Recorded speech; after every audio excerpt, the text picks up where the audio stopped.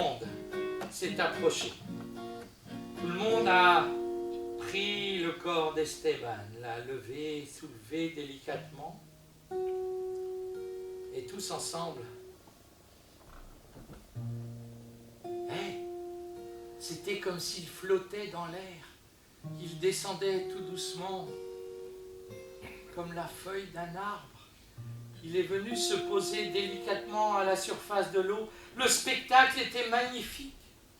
Esteban, vêtu de blanc, le visage buriné, l'eau de l'océan turquoise, les fleurs tout autour, jetées du haut de la falaise de toutes les couleurs. Le corps d'Esteban est descendu tout doucement. Et c'est à ce moment-là qu'ils ont vu surgir du fond de l'eau le corps d'une femme.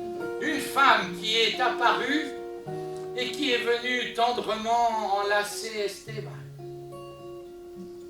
Et là, il y a la plus jeune du village qui s'est approchée, qui a dit « Regardez, elle a une tête à s'appeler Maria. » Maria, mais ça va pas, qu'elles ont dit les autres. Non, Pepa Francisca. Peut-être. Pepa, incarnation, purification, conception, peut-être, mais... Et la plus vieille s'est approchée. Elle a dit, arrêtez de vous chamailler. Vous voyez bien que c'est Alfonsina. Et là, tout le village réuni en haut de la falaise, dans le silence, a entendu une voix qui arrivait. Por la blanda arena que lame el mar, su pequeña huella no vuelve más. Un sendero solo de pena, silencio llegó hasta el agua profunda. Y un sendero solo de pena, mudas llegó hasta la espuma. Sabe Dios que angustia te acompañó, que dolores viejos cayó tu voz, para recostarte arrullada en el canto de las caracolas marinas. La canción que canta en el fondo oscuro de mar, la caracola. Te vas, Alfonsina, con tu soledad. ¿Qué poemas nuevos fuiste a buscar?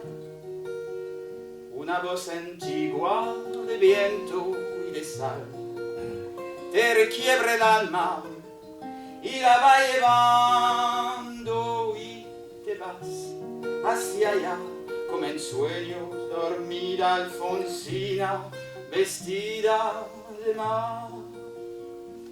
Sur le sable doux que caresse la mer, les traces de ses pas sont sans retour. Un long chemin de peine et de silence est arrivé jusqu'à l'eau. Un long chemin de peine silencieuse est arrivé jusqu'à l'écume des vagues.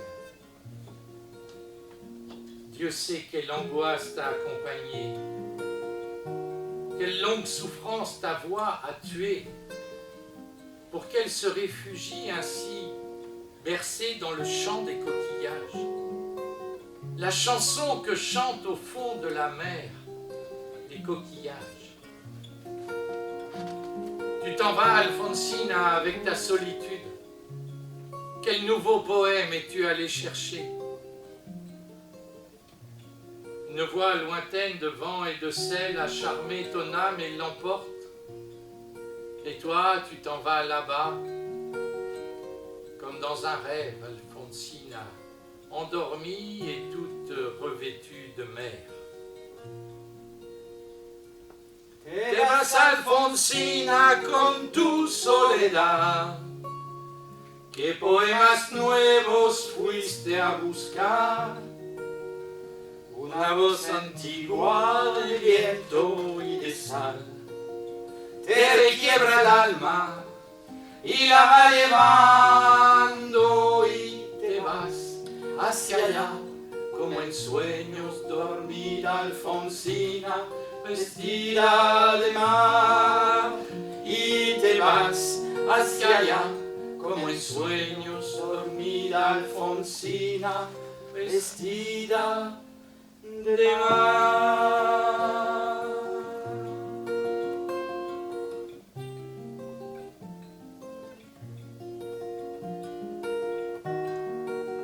Du haut de la falaise, ils ont vu les deux corps enlacés s'éloigner tranquillement vers les fonds sous-marins.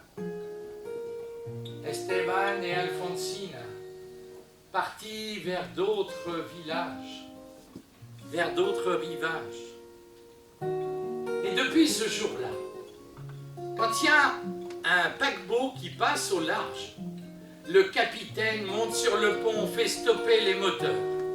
Il réunit tous les passagers et là, il leur explique dans 27 langues différentes que le village qu'on aperçoit en haut de la falaise, ce village qui n'a jamais eu de nom, ce village où aujourd'hui les maisons sont plus hautes, les portes plus larges et les planchers plus solides pour pouvoir accueillir le souvenir d'Esteban. Que ce village où aujourd'hui le soleil brille si fort que les tournesols ne savent plus où donner de la tête. Que ce village où aujourd'hui les fleurs se sont mises à pousser toutes seules entre les caillasses. Ce village-là, aujourd'hui, on l'appelle le village d'Esteban. Et là, sur le pont du navire, les passagers perçoivent cette odeur de fleurs qui arrive du village d'Esteban. Et depuis ce jour-là, on raconte que c'est comme ça dans la vie. Quand tu accueilles un étranger chez toi, bon, vivant la plupart du temps, mais même mort, tu peux t'apercevoir après son passage qu'il t'a laissé un cadeau improbable, comme une goutte d'eau en plein désert, ou une odeur de fleurs en pleine mer.